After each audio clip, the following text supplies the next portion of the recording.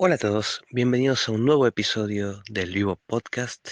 Hoy un nuevo dossier especial y esta vez es el turno por los 30 años de Camelot Comic Store, la legendaria comiquería de Gerardo.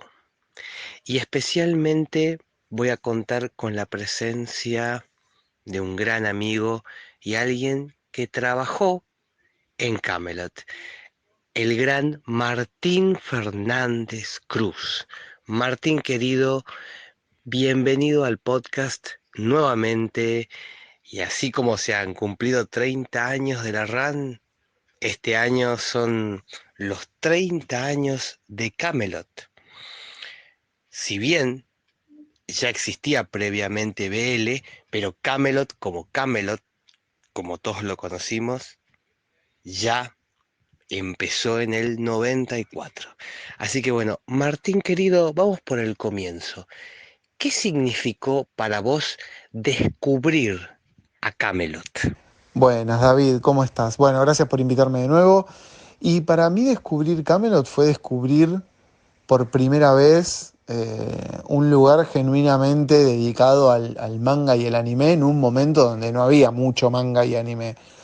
Yo conozco Camelot a mediados del año 95, que era, todavía estaba, creo que todavía convivía con BL enfrente. eh, Creo que fueron los últimos momentos, los últimos meses de BL, y me acuerdo que estaba siempre la publicidad en las contratapas de las revistas de Perfil, y bueno, era como, bueno, a ver, viste, vamos a ver. Y con el paso de los años, yo en el 95 recuerdo haber ido un par de veces y empezar a ser habitué a partir del año 96 en adelante. Y era como un lugar de referencia.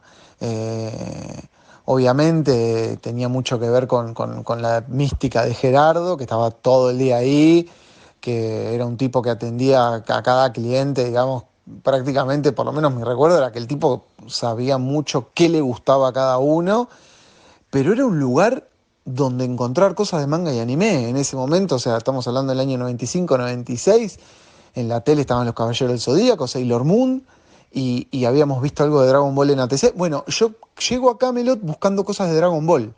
Eh, y me acuerdo que entro a Camelot y mi primer compra en Camelot, no me lo olvido más, fueron dos películas de Dragon Ball, la película de Turles, la película de Metal Kula, que creo que eran las 6 y 9 de la edición gallega, y la película El Puño de la Estrella del Norte. No me olvido más, esa fue mi primera compra en Camelot, y a partir de ahí comprar manga y anime. Yo sabía de las ediciones de Manga Films España por las hobby consolas, y yo me acuerdo en Camelot mis primeras compras no eran de manga sino de anime, y comprar esos VHS de 3x3 ojos, y de todo lo primero que había editado Manga Films, Urotsuki Doji 1 y 2. eh, y tenía eso, ¿no? Y después empezar a comprar manga. En ese momento me acuerdo de haber comprado, que yo lo mostré en un video de la Comiqueando, de haber comprado un tomo de Ranma tamaño grande, que traía como si fuera el primer tankobon, y era comprar lo que había. Pero bueno, en un momento donde el manga y el anime, por lo menos yo no tenía acceso o no sabía dónde, todavía por ahí no estaba familiarizado con los videoclubes por ahí del barrio coreano o del barrio chino. Yo todavía no había, nunca llegué en realidad mucho a eso. Yo al barrio coreano de Flores fue lo máximo que llegué, pero bueno, en un momento donde uno trataba de buscar manga y sobre todo anime, encontrar Camelot donde vendían esos videos que salían un ojo de la cara, 30 pesos de la época me acuerdo que salían, era un montón de plata. Fue eso, fue encontrar un lugar donde uno veía anime y eventualmente compraba manga. Era un lugar imprescindible para ese tipo de consumo. Y ahora yendo a esa etapa en la que vos trabajaste ahí, ¿cómo era trabajar en Camelot? ¿Cómo era estar ahí viendo los showrooms y todo el mito, toda esa magia que existía? Porque había una frase que es mítica: si no lo tenemos, no existe. y estabas ahí en la Meca viendo cómo se desarrollaba todo. ¿Cómo era estar codo a codo trabajando día a día con Gerardo? Bueno, y para mí trabajar en Camelot fue una experiencia, para mí fue increíble. Hay empleados que salieron muy disgustados, como toda experiencia laboral, ¿viste? Hay empleados que tienen mala experiencia, otros que ni fu ni fa, y otros que salen contentos. Yo salí muy contento. Para mí, yo al día de hoy la recuerdo como fue prácticamente mi primer trabajo y fue como una experiencia inmejorable. Fue muy breve. Yo trabajé unos pocos meses en el año 2000. Trabajé de septiembre a diciembre. Trabajé 3 meses y monedas en Camelot. Yo era cliente, obviamente, Gerardo me conocía mucho. Y me acuerdo que yo había terminado el secundario en el año 99, en el 2000 estaba estudiando Ciencias de la Comunicación. Tenía 18 años. No sabía muy bien qué quería hacer. Era una época donde, viste, como que vas viendo qué onda, y nada. Y un día que estaba en Camelot, yo iba mucho los sábados. Me acuerdo que siempre iba los sábados. Y un sábado me pintó decirle a Gerardo, che, no estaba buscando laburo yo, pero se me ocurrió en el momento, che, Gerardo, estoy buscando laburo, ¿a vos te interesa, digamos, estás buscando empleados? Y me dijo, tráeme un CV y lo charlamos. Bueno, yo obviamente recién había terminado secundario, que tenía currículum. Y llego tipo, esto fue un sábado, voy el lunes. Y le llevo el currículum, ni lo miró y me dijo, mira, yo necesito esto, esto y esto. Bueno, mi laburo eran 5 días por semana, creo que 8 horas. Creo que entraba a las 10:30 y salía a 6:30. A él lo que más le interesaba era los sábados, tener... El día que más bola le daba Gerardo al local eran los sábados, porque era el día obviamente de mayor, digamos, afluencia de gente. Y aparte en ese momento estaban como los fans club o todas las primeras movidas de anime más organizadas. Y me acuerdo que se juntaban los sábados en la galería de Camelot. Entonces el sábado era un día que era un desfile de gente. Era el día más divertido para laburar justamente por eso, porque había mucha gente. Bueno, me acuerdo que las primeras semanas o los primeros días me manda a trabajar a uno de los depósitos. La galería de Camelot, Gerardo tenía copados, un montón de locales que usaba a modo de depósitos, simplemente eran vidrieras que si vos abrías la puerta eran depósitos. Y yo trabajaba en el que hoy es un local de música, que vende vinilos. Si ustedes entran por la galería de la mano izquierda, digamos, justo abajo de las escaleras que dan al teatro, que hoy es un local de libros de primeras ediciones y de vinilos y demás. Ese era el depósito principal en el año 2000. Me acuerdo que yo trabajaba ahí y a los pocos días me mandó al salón a la venta. A mí me gustaba mucho de todo, entonces como que como vendedor era útil porque leía manga, pero también leía mucho cómic de superhéroes, me gustaba mucho el cine, algo de cómic europeo sabía. Del único que no sabía nada y que siempre fui un pésimo vendedor era de cartas Magic. Que ahí sí, no sabía nada. Pero bueno, nada. Y la experiencia fue buenísima, era muy divertido, era muy estimulante todo el tiempo conocer gente que te venía a hablar de manga, de anime. Me acuerdo que anécdotas como locas, en un momento en Canal 7 se hace un piloto de un programa con María Eugenia Molinari de cosas vinculadas a anime, que lo produce o estaba vinculado a la producción Pablo Muñoz. Y vienen al local a buscar a alguien que pudiera contestar preguntas y Gerardo me dice, anda vos. Entonces un día de laburo me la pasé grabando un piloto de un programa que nunca salió al aire. Después sí, de que vinieran de radios y eso, me acuerdo de atender a Petinato, de atender a Eduardo de la Puente. Nada. Y entonces era como muy divertido el laburo, era todos los días algo distinto. Y lo que sí me pasaba es que obviamente lo que yo cobraba en plata me llevaba el 10%. ¿Por qué? Porque llegaba la mercadería, me acuerdo que muchas veces llegaba los viernes a la tarde. O sea, eso de entra el martes o entra el jueves era un mito. Por lo menos en mi experiencia, la mercadería de España siempre llegaba los viernes y muchas veces me mandaba a mí a abrir las cajas. Y era una locura. Para uno que leía, yo que en esa época leía de una manera desaforada, era una locura.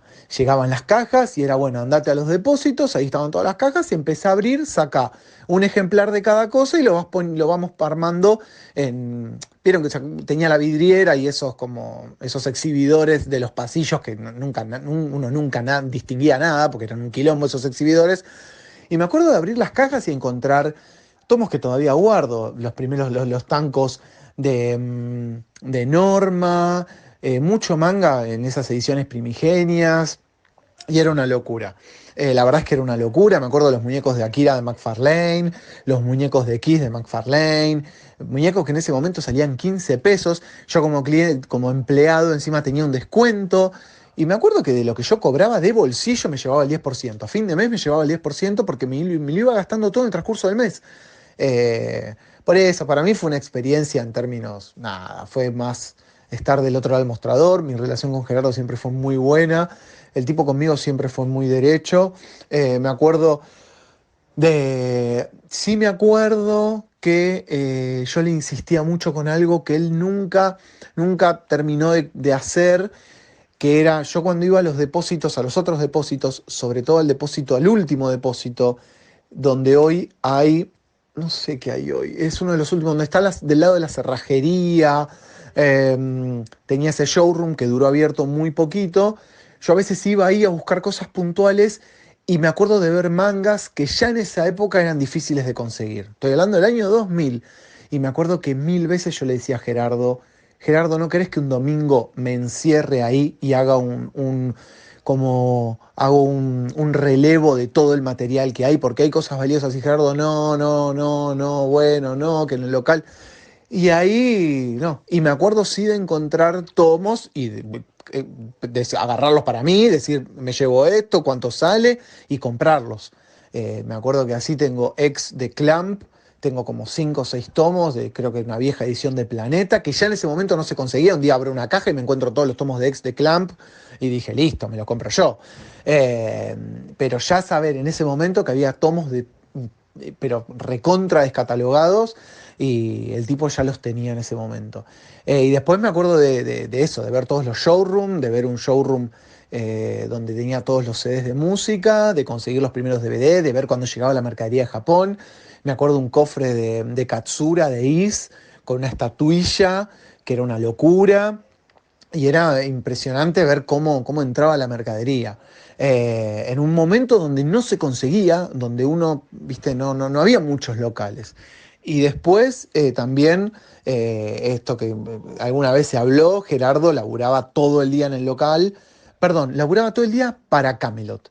Pero él entraba en ese momento a las 5 de la tarde, y antes de las 5 de la tarde él no estaba en el local, pero estaba en el, que alguna vez se habló esto, él tenía un departamento enfrente, en el edificio que creo que está pegado a Los Inmortales, que también funcionaba como otro depósito más. Yo ahí fui varias veces, muy poquitas, una o dos, y ahí tenía gente, me acuerdo, creo recordar un empleado que era el que trabajaba en la página, en la web primigenia de Camelot. Eh, y Gerardo, la verdad es que laburaba todo el día para el local. Adentro, desde afuera, pero todo el día laburaba para el local, y el tipo tenía como un inventario en su cabeza de todo lo que había. Nada, era impresionante. Y esta idea yo lo veía de conocer bien a todos los clientes y saber qué quería qué cliente. Pero para mí esos meses que trabajé en Camelot fueron fabulosos. Yo los recontra disfruté. Y años después, en el 2010, yo después seguí siendo cliente de Camelot, me tocó laburar en la web. Ya la web estaba, ya era como la última época de Camelot. Y ese último año de Camelot yo me tocó escribir, hacer una columna de manga que me pagaba las colaboraciones. Creo que fue prácticamente de las primeras personas que me pagó por escribir. Y me acuerdo que tenía una columna que creo que era quincenal, que la arranqué, me acuerdo, en marzo del 2009, duró hasta enero, hasta diciembre del 2009, porque después ya cerró Camelot. Y el blog, me acuerdo que en el blog me dejaba escribir de lo que quisiera. Me acuerdo que la primera nota que hice fue de Sugiro Maruo.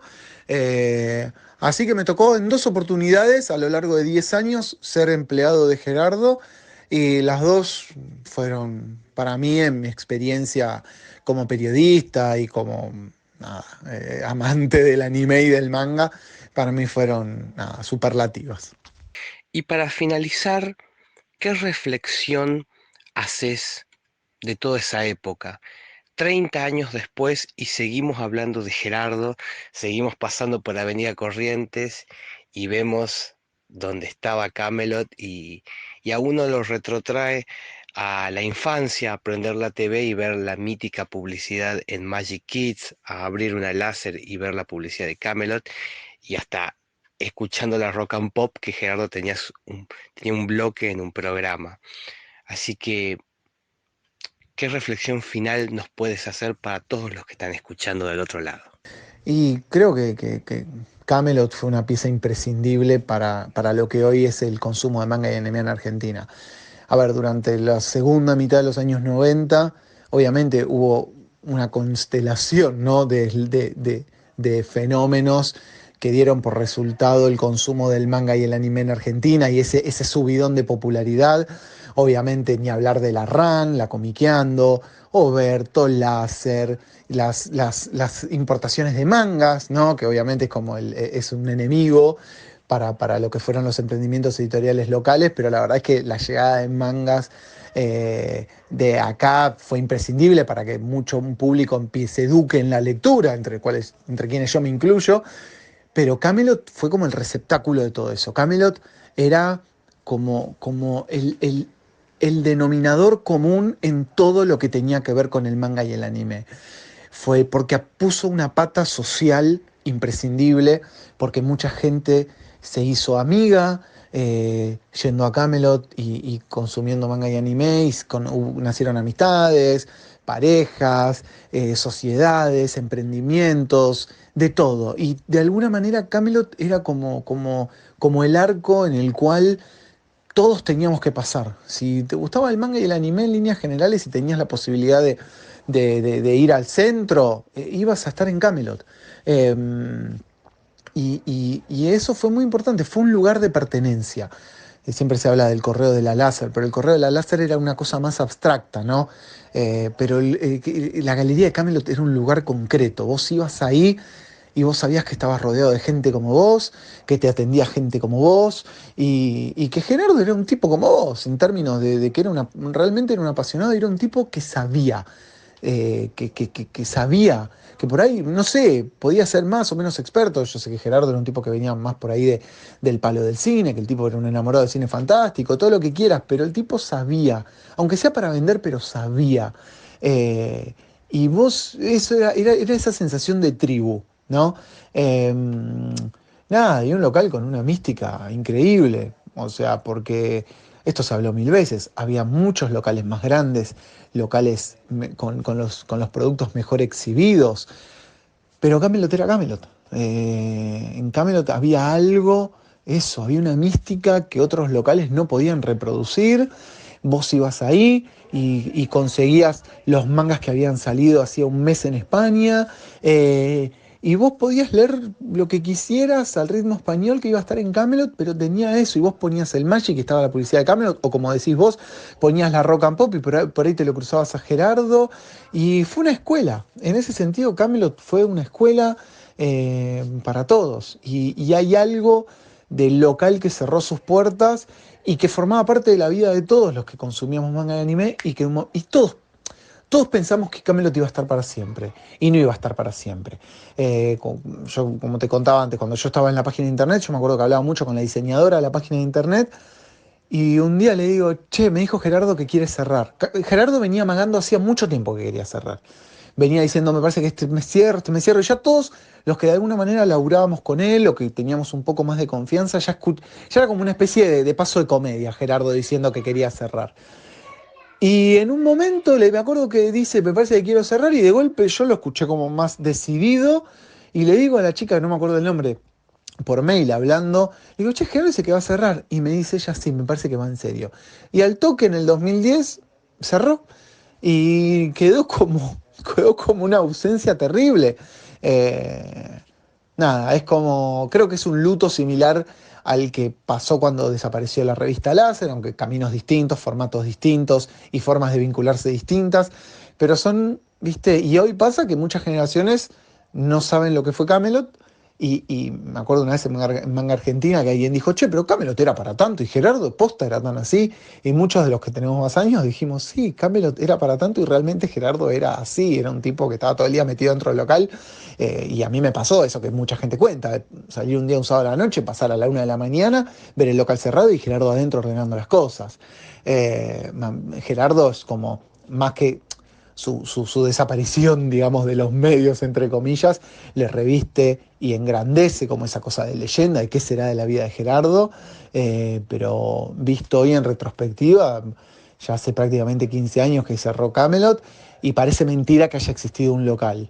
Obviamente la leyenda se fue agrandando con el paso del tiempo, todos, y como vos decís, idealizamos ese recuerdo.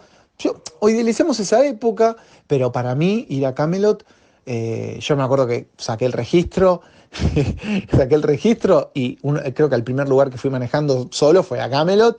Cuando me acuerdo que me tomé un subte, una de las primeras veces en mi vida, porque la verdad no necesitaba ir para el centro, fue para ir a Camelot. Y yo tenía médicos en el centro y cada vez que iba al médico era pasar por Camelot.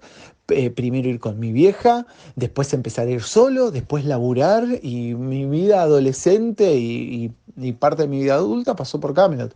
Y para mí es como un lugar de esos que me va a acompañar toda la vida, por lo que significó en lo personal y por lo que significó en el amor que le tengo a la lectura y en lo mucho que me acompañó en mi crecimiento el manga y el anime. Para mí es un lugar, esta es la palabra, ¿no? Que tiene una mística que no se va a repetir porque uno tenía una edad determinada, porque uno vivió y respiró ese nervio que tenía ese pasillo, porque el Camelot era un pasillo, donde estabas todo el tiempo parado, donde mirabas las cosas como podías, donde comprabas lo que veías y por ahí no lo que querías, porque no encontrabas lo que querías, aunque te decían que estaba.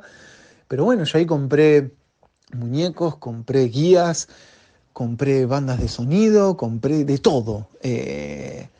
Nada, es que era como el lugar perfecto, en un momento donde no había muchos lugares así. Y después empezaron los fansub, empezó internet y todo, pero sin embargo uno seguía yendo a Camelot. La magia de Gerardo y de Camelot es eterna y junto a Martín ya lo comprobamos.